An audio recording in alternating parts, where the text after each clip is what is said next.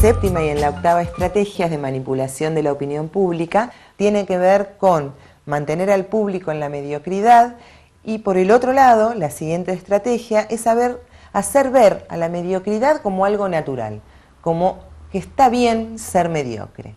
¿Cómo es esto?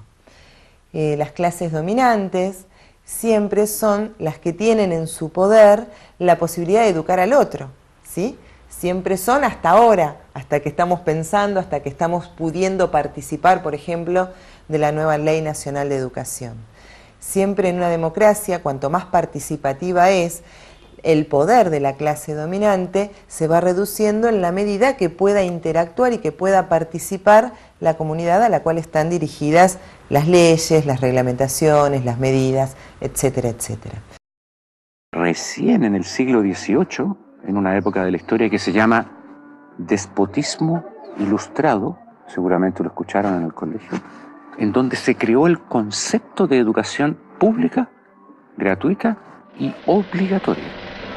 La escuela como la conocemos nace a fines del siglo XVIII y principios del siglo XIX en Prusia.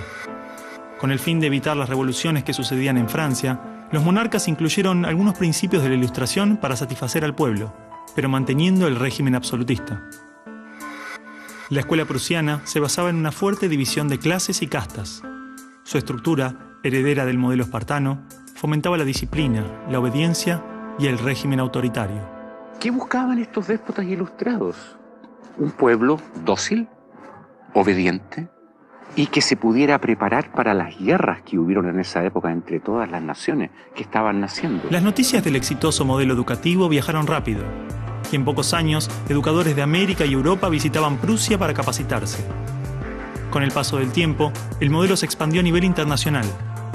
Muchos países importaron la escuela moderna con el discurso del acceso a la educación para todos, elevando la bandera de la igualdad, cuando justamente la esencia misma del sistema provenía del despotismo, buscando perpetuar los modelos elitistas y la división de clases. La escuela era la respuesta ideal a la necesidad de trabajadores, y los mismos empresarios industriales del siglo XIX fueron quienes financiaron la escolarización obligatoria a través de sus fundaciones.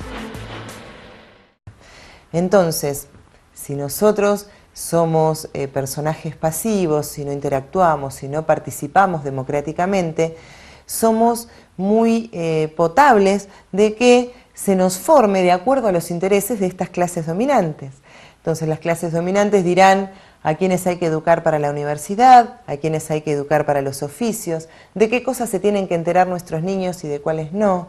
Nos harán estudiar de memoria o nos harán reflexionar en función de que sirva o no sirva a sus fines. Y en toda esta estrategia de generar un determinado tipo de conocimiento, generar un determinado tipo de pensamiento, también está de la mano con la otra estrategia de hacer ver que es normal no pensar tanto, que hasta tiene un condimento patológico esta cosa de reflexionar y de darle una vueltita más a las cosas. Y nos dirán, uy, no nos compliques la vida, o bueno, decime lo que tengo que pensar y yo te lo pienso.